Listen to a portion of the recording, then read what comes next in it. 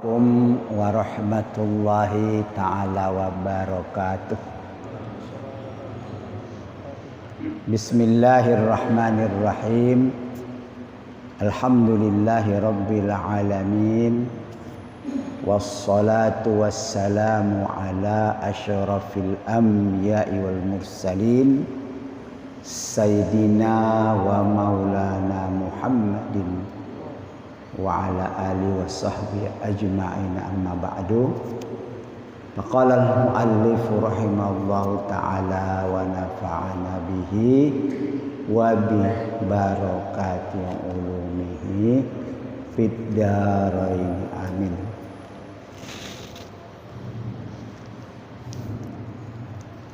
Bapak-bapak, ibu-ibu jamaah Masjid Jami' Besar Ar-Ridwan, alhamdulillah, bersyukur kehadiran Allah Subhanahu wa taala. Pada malam ini kita masih meneruskan lagi pengajian kita sebagaimana biasa, alhamdulillah.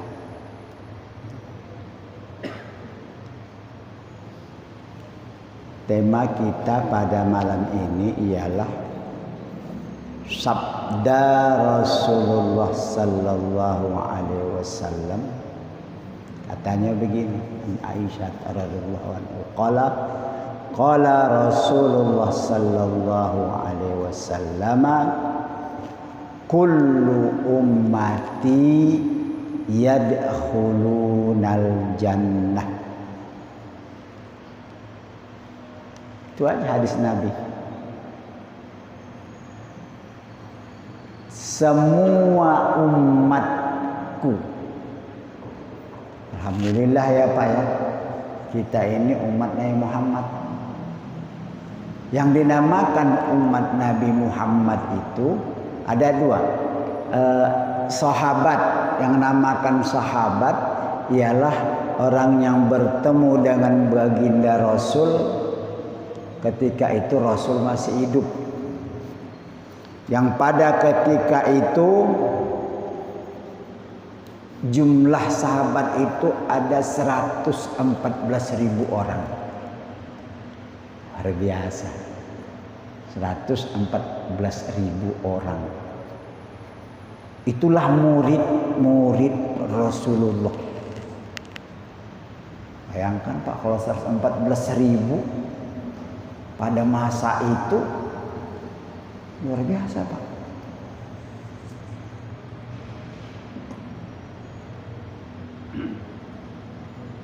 Nah, itu namanya sahabat.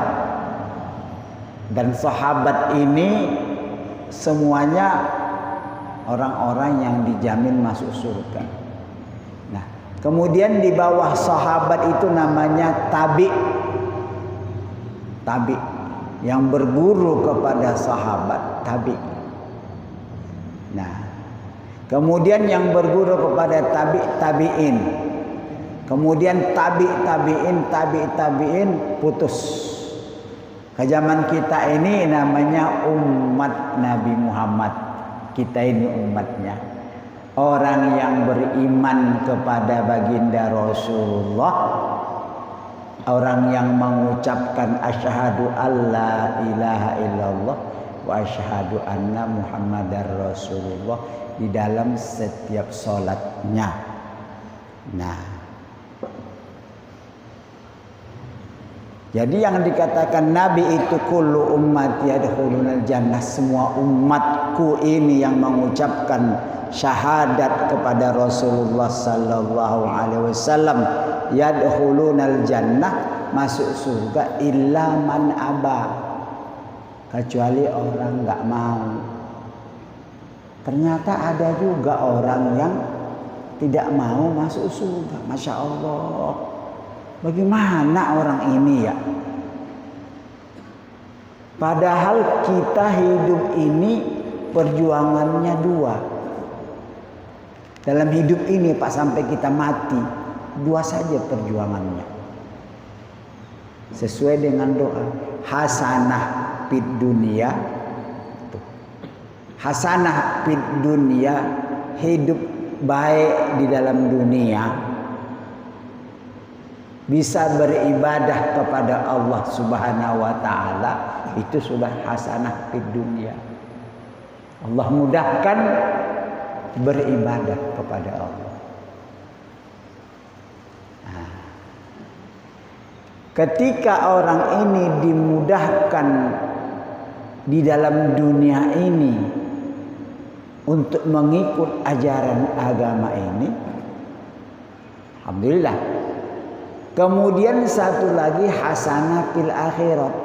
Apa yang dimaksud dengan hasanah fil akhirat? Selamat daripada api neraka. Itu aja dua aja. Di dalam dunia kita selamat.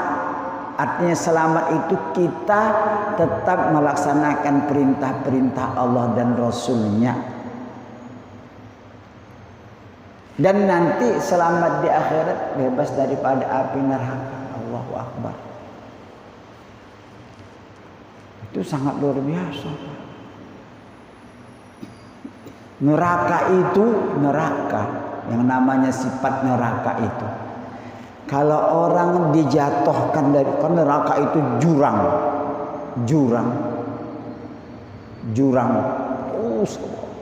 dilemparkan dari atas ke bawah, 70 hari baru nyampe ke bawah. Bayangkan tuh kiri kanan dibakar api sampai. Insya Allah. Jangan kita umat ini sampai masuk ke situ. Kita ingin selamat. Maka Nabi mengatakan, semua umatku masuk surga kecuali yang nggak mau.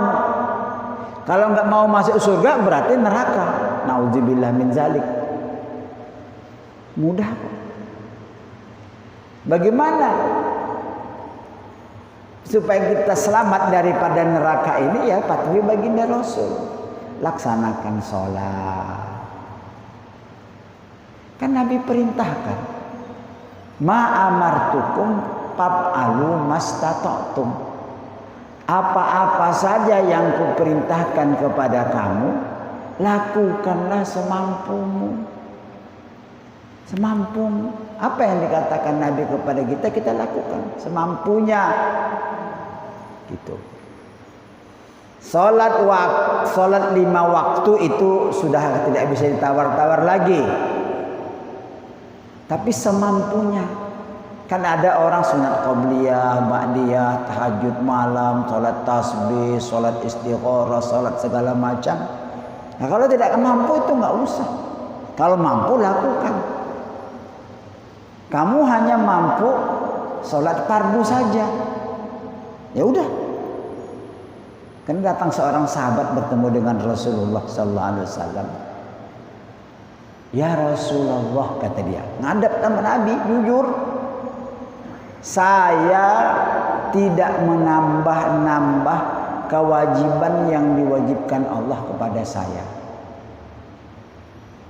dan tidak juga menguranginya. Hanya saya tidak mau menambah-nambah dengan perkara sunat. Dia hanya sholat subuh 2 rakaat udah. Sholat zuhur 4 rakaat. Sholat asar, sholat maghrib, usah pulang udah. Puasa Ramadan aja, nggak ada puasa Senin, Kamis, puasa ini nggak ada. Puasa Ramadan aja. Segala macam dia. Apakah saya bisa masuk surga dengan amalan saya yang seperti ini? Melakukan kewajiban sahabat. Iya, kata Nabi. Iya, engkau. Jadi artinya Nabi tidak mau memberatkan umat ini. Tapi kita sebagai umat Nabi, nggak ada kita seperti itu. Kita carilah orang Islam. Tidak ada orang Islam ini yang hanya sholat fardu aja. Mesti ada sunat tahiyatul masjid, ada qobliyah, ada ba'diyah, pasti ada itu. Nggak ada itu orang yang datang ke masjid sholat langsung pulang tuh, nggak ada kayaknya. Mesti dia minimal sholat tahiyatul masjid, sholat ba'diyah pasti. Tapi Nabi tidak mau memberatkan kamu, karena nanti kalau Nabi memberatkan kamu, menjadi fardu hukumnya, menjadi wajib. sama dengan sholat tarawih. Pada ketika Ramadan pertama pada zaman itu, Ramadan pertama, Nabi pada malam pertama Ramadan turun ke masjid sembahyang, sahabat ikut sholat sunat. Malam kedua Nabi sholat, sahabat masing-masing informasi, wah Nabi turun ini sholat, sahabat berkumpul. Malam ketiga penuh masjid, malam ketiga penuh masjid bulan Ramadan. Nabi lihat, waduh. Terus malam keempat Nabi nggak keluar lagi. Ketika Nabi tidak keluar lagi, sahabat masing-masing sholat. Masing-masing sholat qiyam Ramadan, ada yang 10, ada yang 20, ada yang 50, ada yang 100 sahabat-sahabat itu. Hanya Nabi mengatakan ketika besok pagi dia kuliah subuh, saya tidak keluar semalam itu karena aku takut nanti sholat qiyamul lail ini diwajibkan kepadamu, menjadi keberatan umat. Makanya kalau kita datang taraweh kan sunat, mau datang taraweh ya datang, nggak datang nggak apa-apa, gitu. Jadi cuma 3 malam. Nah, pada malam keempat sahabat masing-masing, tapi masjid penuh. Malam keempat, kelima sampai akhir Ramadan. Akhirnya keadaan itu berlanjut setelah Nabi meninggal, berlanjut pada zaman Abu Bakar, kemudian sampai Khalifah Umar yang menjadi pemimpin orang Islam, Amirul Mukminin. Ketika Sayyidina Umar melihat orang Islam sembahyang di pojokan sana, sembahyang di pojokan sana, ada yang 50 rakaat, penuh semuanya sembahyang. Akhirnya Sayyidina Umar panggil, ba'da salat Isya, dia kumpulkan semua. Sekarang kata Sayyidina Umar, untuk kita menunjukkan persatuan sama ibadah kita, mari kita sholat tarawih ini 20 rakaat. Itu asal mulanya 20 rakaat. Jadilah 20 rakaat tarawih, 2 seperti kita ini. Kemudian tambah dengan witir 21, 23. Setelah itu Sayyidina Umar mengatakan, nikmatil bid'atu hiya, inilah bid'ah hasanah yang paling baik yang tidak ada pada zaman Nabi.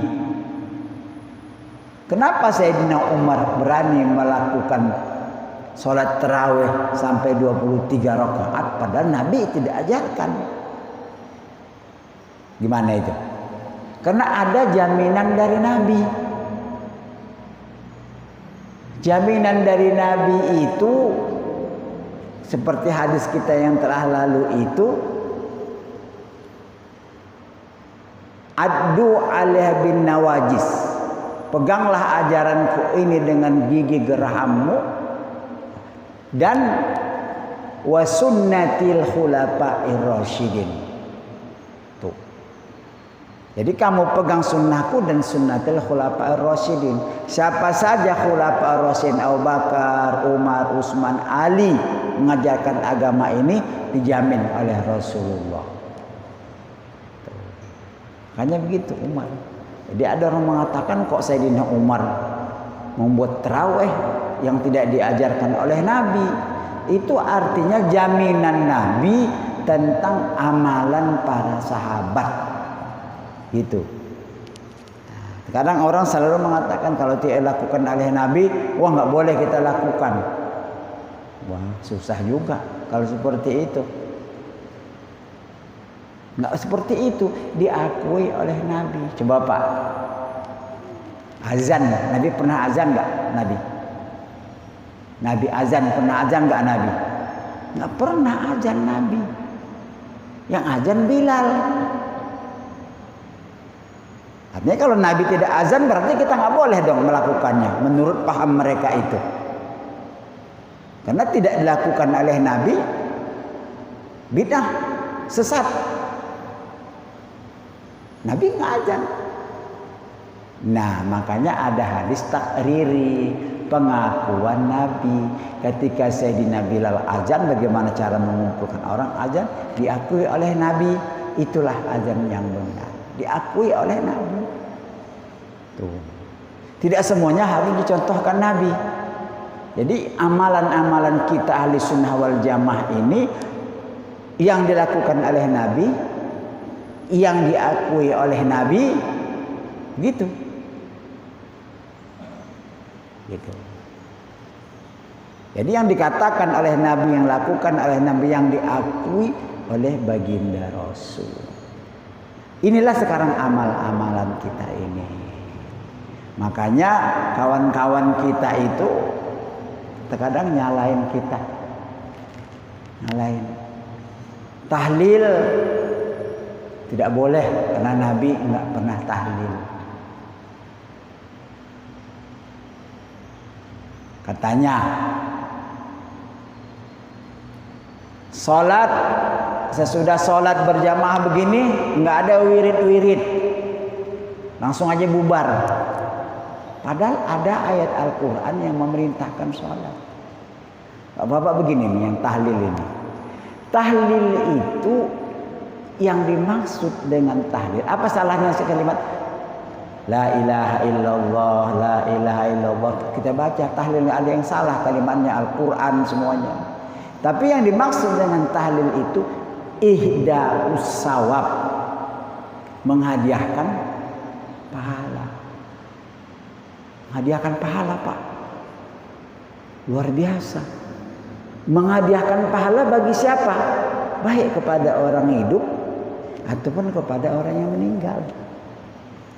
Sampai nggak pahala yang dihadiahkan itu? Sampai. Benar. Apa buktinya? Nah, kan gitu. Apa buktinya pahala itu sampai kepada orang yang meninggal? Gini. Pada satu hari Nabi berjalan-jalan dengan sahabat melewati perkuburan, 2 perkuburan. Kata Nabi, itu orang yang dalam kubur itu sedang disiksa dua-dua. Hati-hati nih Pak. Yang dalam kubur ini sedang disiksa. Insya Allah. Itu ambil pelepah kurma belah 2, taruh di atas kubur itu. Sahabat potong pelepah kurma belah 2, taruh di atas kubur. Ya. Kemudian sahabat bertanya, kenapa demikian ya Rasulullah? Karena orang yang sedang disiksa itu apabila ditaruh daun-daunan yang basah, daun ini bertasbih. Daun bertasbih, batu bertasbih. Batu bertasbih Pak, daun. Selama daun ini belum kering, orang yang dalam kubur itu mendapat keringanan siksa. Itu tasbih daun pelepah kurma. Sama dengan kita sekarang, kalau orang sini dulu tuh dia taruh pelepah kelapa dulu ya. Dulu pelepah itu daun kelapa. Nah, sekarang kembang bunga udah modern. Sama. Selama ini belum kering tetap mengucap tasbih. Orang yang di bawah itu mendapat keringanan sampai tembus. Kalau tasbih daun-daun, bunga-bunga sampai menembus ke dalam kubur itu, apalagi Fatihah dari mulut orang mukmin. Bacaan Qur'annya, bacaan Qul huwallahu ahadnya, bacaan tahlilnya, bacaan apa? Kan ada pahalanya itu. Fatihah ada pahala, Quran baca, tahlil ada pahala, subhanallah alhamdulillah. Itu sampai karena tasbih daun itu sampai. Gitu, Pak. Makanya di sini kesempatan saya ingin menyampaikan kesempatan ini, hubungan orang yang hidup dengan orang yang mati. Masih ada gak lagi hubungan orang yang hidup dengan orang yang mati? Kawan-kawan kita berpendapat kalau orang itu udah mati, habis sudah hubungan. Wah, mereka pendapat punya begitu. Kita, guru-guru kita, ahli sunnah wal jamaah, tetap ada hubungan. Dalam Al-Quran, dalam hadis Nabi ada. Dalam Al-Quran, walladzina ja'u min ba'dihim yaquluna rabbana ighfir lana wa li ikhwanina alladzina sabaquna bil iman wa la taj'al fi qulubina khillal lil ladzina amanu innaka ra'ufur rahim. Manfaat doa-doa orang-orang yang sekarang ini kepada orang-orang yang mati dahulu. Itu bukan main, Pak. Khutbah Jumat. Khutbah Jumat. Khatib ketika baca doa, Allahumma ighfir lil mu'minina wal mu'minat wal muslimina wal muslimat. Karena itu ya, itu seluruh dunia ruh-ruh yang ada diampunkan dosa. Berapa miliar masjid dalam dunia ini, Pak, pada hari Jumat baca itu. Kan luar biasa. Itu makanya dalam khutbah dimasukkan Allahumma ighfir lil mu'minina wal mu'minat wal muslimina wal muslimat. Itu hubungan orang yang doa, orang yang hidup kepada orang yang mati. Kemudian satu lagi ialah rekomendasi. Ini Pak ya. Rekomendasi orang yang hidup kepada orang yang mati berguna, bermanfaat. Contoh, rekomendasi, Pak. Pada satu hari di dalam manaqib Syekh Abdul Qadir Al-Jailani, manaqib Syekh Abdul Qadir Al-Jailani, pada ketika Syekh Abdul Qadir Jailani melalui tempat, tiba-tiba di situ ada satu kubur, sedang berteriak-teriak orang dalam kubur itu, digebugin malaikat. Syekh Abdul Qadir Al-Jilani ini kenal orang ini. Dia berhenti. Dia kata, ya Allah, orang yang sedang berteriak-teriak ini saya kenal ya Allah. Ini orang sering lewat di depan madrasah saya, senang dengan pengajian saya. Baru itu saja ucapannya. Sering lewat di madrasah saya, senang dengan pengajian saja. Berhenti suara itu. Bayangkan Pak, itu orang alim, orang alim. Luar biasa itu rekomendasi. Apalagi rekomendasi orang alim. Nah, pada satu hari baginda Rasul sedang bersama-sama dengan sahabat. Tiba-tiba orang sedang menggotong jenazah mau dibawa ke kubur. Dan digotong, bisa kita bayangkan mau dibawa ke kubur. Tiba-tiba orang-orang di situ berkomentar, artinya memberikan rekomendasi. Oh, ini si Fulan ini yang meninggal ini orang baik. Tuh pengakuan orang. Ini si Fulan yang meninggal ini orang baik. Rajin sedekahnya, rajin ke masjidnya, rajin ininya dan segala macam. Nabi katakan apa? Wajabat. Sahabat nanya, wajabat apa ya Rasulullah? Orang yang telah disaksikan ahli kebaikan wajib masuk surga. Tuh Pak, berusaha Pak kita Pak. Berusaha besok kalau kita mati disolatkan, ada orang yang mau menyaksikan. Ishhadu bi anna hadil jenazah min ahlil khair. Saksikanlah bahwa jenazah ini ahlil khair. Makanya perlu ada MC memberikan informasi orang ini rajin ke masjid. Kata MC, MC mana orang ini rajin ke masjid, orang ini rajin mengaji, orang ini begini semua. Jadi kalau saya kebetulan jadi imam jamaah yang mengaji itu, karena Nabi mengatakan apabila kamu melihat orang mondar-mandir ke masjid, ini kan bapak ini ke mondar-mandir ini ke masjid nih. Udah berapa puluh tahun nih malam Jumat ke subuh datang, zuhur datang, maghrib datang. Wajib kamu saksikan bi annahu min ahlil khair. Itu ahlil khair. Apabila orang-orang menyaksikan anta ahlil khair, wajib masuk surga. Luar biasa, rekomendasi orang hidup.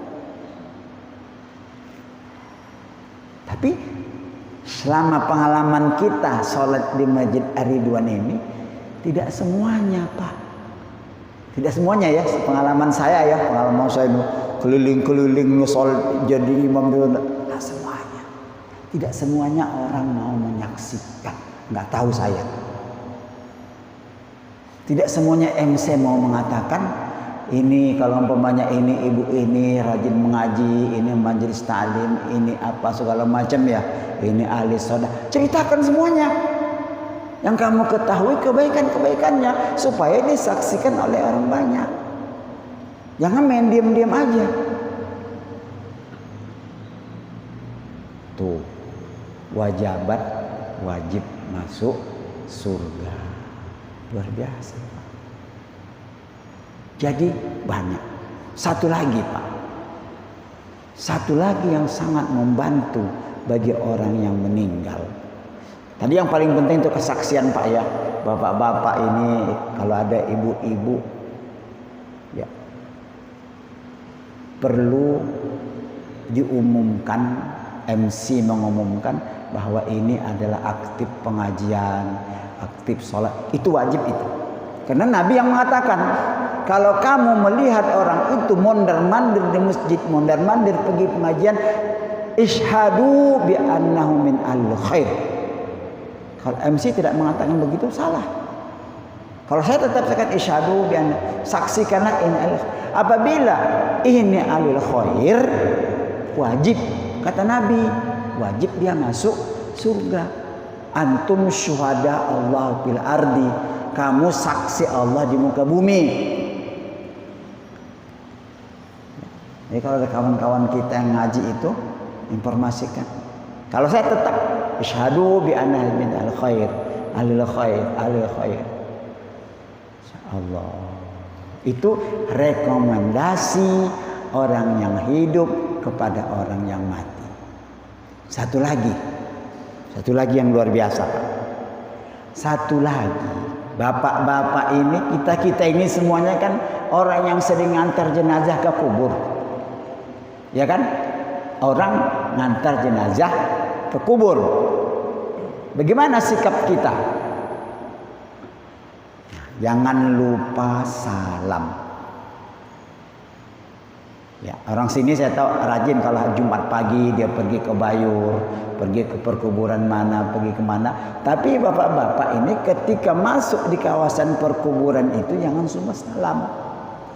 Assalamualaikum ahlat diyar minal mu'minin wal muslimin wa nahnu insyaallahu bikum lahiqun nas'alullaha lana walakumul afiyah. Saya begitu Pak, kalau giliran saya talqin tuh di Uswatun Hasanah kita RW 3, saya duluan tuh yang motong jalan, pintu gerbang saya berhenti. Orang udah tahu semuanya, tukang kembang ini Ustaz. Assalamualaikum ahlad diyar minal mu'min wal muslimin wa nanu insyaallah bikum lahikun nas'alullah lana walakumul afiyah. Apa rekomendasi ini, salam ini? Salam ini sampai kepada orang-orang yang dalam kubur. Dan andai kata masalah orang yang dikubur itu seperti yang terjadi pada kisah Syekh Abdul Qadir Jalani tadi. Kan ada orang teriak-teriak tadi. Teriak-teriak lagi digebugin. Terus Syekh Abdul Qadir Jailani mengatakan apa, ya Allah, orang ini saya kenal ya Allah, ini sering lewat madrasah saya, ini baik dengan pengajian saya. Berhenti suara. Apalagi salam. Ente punya salam, assalamualaikum ahlat diyar minal mu'minin wal muslimin wa nanu insyaallah bikum lahikun nas'alullah lana walakumul afiyah. Kalau ada di sana pada saat itu siksa, berhenti. Salam ente itu. Jangan kita pergi ke kawasan perkuburan nyelonong aja, nggak salam. Salam ya, salam. Tidak panjang-panjang, terlalu panjang Ustaz salamnya, saya nggak bisa ngapal. Udah assalamualaikum minimal. Assalamualaikum ya ahlal kubur, minimal udah itu ya. Tapi janganlah kalau begitu ya ikut Rasulullah, assalamualaikum ahlat diyar. Artinya apa? Assalamualaikum ahlat diyar, wahai penduduk. Diyar itu penduduk. Wahai penduduk mukminin mukminat, ahlat minal muslimin muslimat. Wa nahnu insyaallah bikum lahikun. Kami ini insyaallah akan menyusul kamu juga nanti di alam ini. Nas'alullah lana wa lakumul afiyah. Kami minta kepada Allah agar supaya kamu semuanya diringankan, diampunkan dosanya. Itu doanya, salamnya itu pelajaran. Ya kan, kalau kebetulan di sana ada orang tua kita, ada saudara kita, ada siapa kita, masya Allah. Orang di alam barzah lain pak keadaannya. Seorang yang mengucap salam di pintu kubur, di pintu gerbang, semuanya orang yang ada dalam perkuburan itu jawab semuanya. Dan mereka itu tahu walaupun tidak kenal dalam dunia, ini fulan, ini fulan.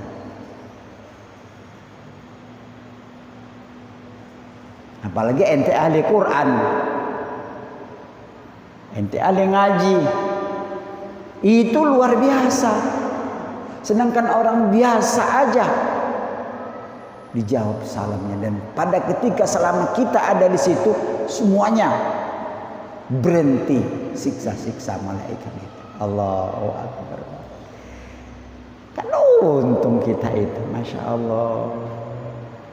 Semuanya orang yang sana bergembira semuanya. Alhamdulillah dia datang. Umpamanya kalau kita di perkuburan itu, di sini ada kakeknya, ada neneknya, ada orang tuanya, mereka gembira dia datang. Oh datang pulang, salam, ucap salam. Nah kemudian kalau kita ziarah di kubur itu bagaimana? Ini keluarga kita, di sini kakek kita, nenek kita, ini ayah kita, ini segala macam. Udah satu tempat aja, nggak usah dari kakek ke nenek, dari ayah ke ibu ke sini, nggak usah. Duduk aja di satu tempat. Semua udah dapat. Kalau kita baca Yasin, semua orang yang di situ dapat semuanya, bukan hanya keluarga kita. Kan luar biasa.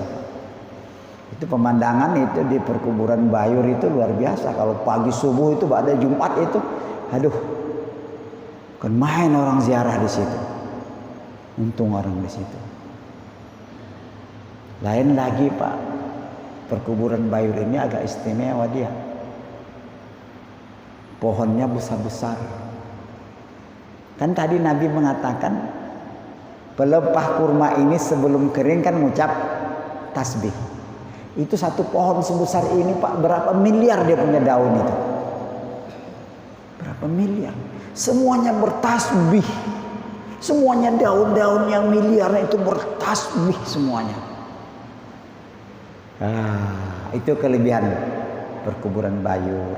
Sama sebenarnya di Jakarta juga ditaruh rumput Jepang, semuanya bertasbih. Itu kita, Insya Allah.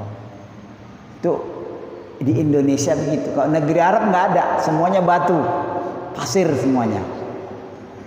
Nggak ada karena susah rumput hidup di sana. Itulah hubungan antara orang yang mati. Jadi artinya adanya hubungan orang yang hidup dengan orang yang mati. Makanya dalam hadis Nabi mengatakan idza matal insan, apabila seorang manusia meninggal, in qata'a amaluhu, putuslah amalnya, illa min salasin. Nah, shadaqatin jariyah. Ada shadaqatin jariyah. Apa Pak shadaqatin jariyah itu? Sedekah kita, wakaf kita yang pahalanya jariyah.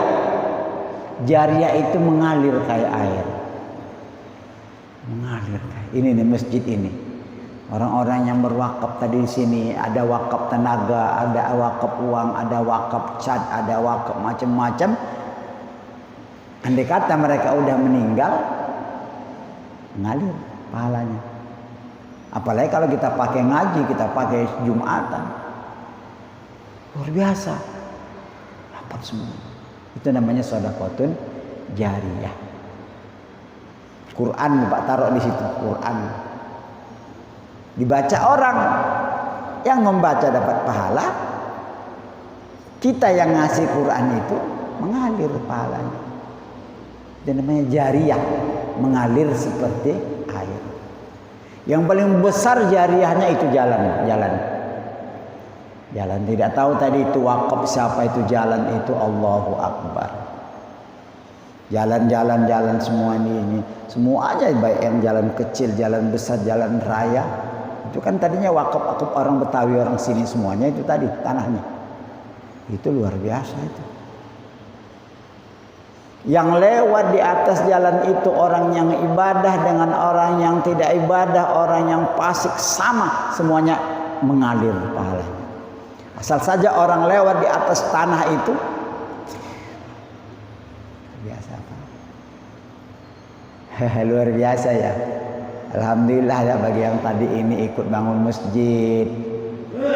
Ambil kesempatan ini ya. Banyak di sini kaum muslimin ya, yang nyumbang apa dapat semuanya, nyumbang tenaga juga dapat tenaganya. Dia tukang umpamanya nggak dibayar hari ini gratis, saya wakaf tenaga. Luar biasa Pak. Alhamdulillah. Ya mungkin ada pertanyaan, tinggal 10 menit lagi. Baik silakan.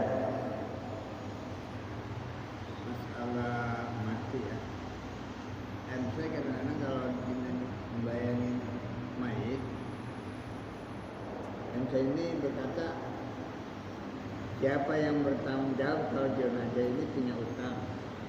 Biasanya gitu ya. Setelah itu bagaimana?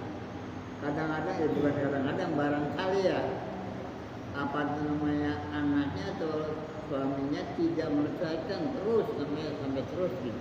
Bagaimana jenazah itu? Tuh, itu pertanyaan yang bermutu itu Pak. Hah? Itulah bahayanya. Kalau rasa-rasa ini anak, ini suami atau tidak mampu, udah jangan diakui. Beban kepada mayat. Auzubillah min dzalik. Auzubillah min dzalik. Hati-hati itu. Karena begini biasanya MC mengatakan mayit ini, jenazah ini sudah tidak ada beban utang lagi, dibebankan kepada anaknya, keluarga. Lah nggak bisa begitu. Anaknya sanggup nggak? Nah itu yang paling berat. Tetap ada beban di akhirat. Hanya diceritakan kalau si anak itu mau menyelesaikan, alangkah baiknya. Kalau si anak ini tidak mau menyelesaikan, tetap orang tuanya kena. Auzubillah min dzalik. Bahaya. Soal utang ini aduh. Tetap Pak, nggak bisa. Jenazah ini karena utang-utangnya telah ditanggung jawab oleh anaknya, nggak ada beban lagi, nggak boleh, nggak bisa. Lihat dulu, itu anak mau tanggung jawab nggak? Itu orang yang ngaku tanggung jawab nggak? Kalau nggak tanggung jawab, tetap juga dia kena. Itu soal utang itu. Auzubillah min dzalik, hati-hati Pak. Kalau bisa udah kita lunasi utang kita dulu dah. Atau begini, dalam pembagian harta waris, nah begitu, pembagian harta waris apa yang diutamakan? Umpamanya ini orang yang meninggal punya harta waris sekian. Katalah kalau diuangkan keseluruhannya, katalah ada 100 juta. Umpamanya. Tapi utang, adain. Utang orang yang meninggal ini ada 10 juta. Bayar dulu utang. Nggak boleh dibagi ini harta sebelum bayar utang. Nah, kemudian wasiatnya. Apa wasiat dia masih hidup? Baru bagi warisnya. Tapi utang yang pertama dulu. Itu Pak. Jadi ya begitulah pembagian harta waris itu, utang dulu diutamakan. Berapa utangnya, mana utangnya. Setelah utangnya kemudian dia ada wasiat apa? Karena orang yang meninggal ini biasanya itu kalau orang kaya banyak wasiat. Dia wasiat ingin menghajikan sebulan, ingin mengumrohkan sebulan, kan ada yang begitu ya. Ingin begini ini, itu dulu wasiat. Baru yang ketiga harta ini baru dibagi. Jadi ingat itu, utangnya, wasiatnya, baru ahli waris.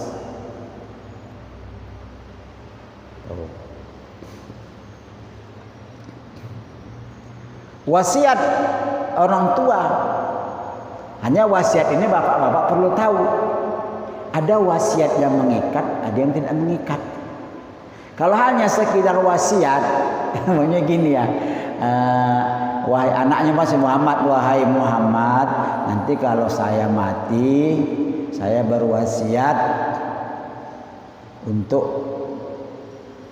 mengumrohkan sebulan. Bukan begitu wasiat. Wasiat itu kepada orang lain. Saya berwasiat Ustadz Mahfud, saya berwasiat kepada ente, nanti kalau saya mati sampaikan kepada ahli waris saya. Nanti begitu saya mati sampaikan. Wajib wasiatnya. Kalau sekedar wasiat begitu, enggak ada tanggung jawab itu. Ada Isya nanti insyaallah kita sambung lagi ya. Subhanakallahumma bihamdika asyhadu an la ilaha illa anta astaghfiruka wa atubu ilaik. Sallallahu ala sayyidina Muhammadin wa ala alihi washabihi wasallam. Alhamdulillahirabbil alamin.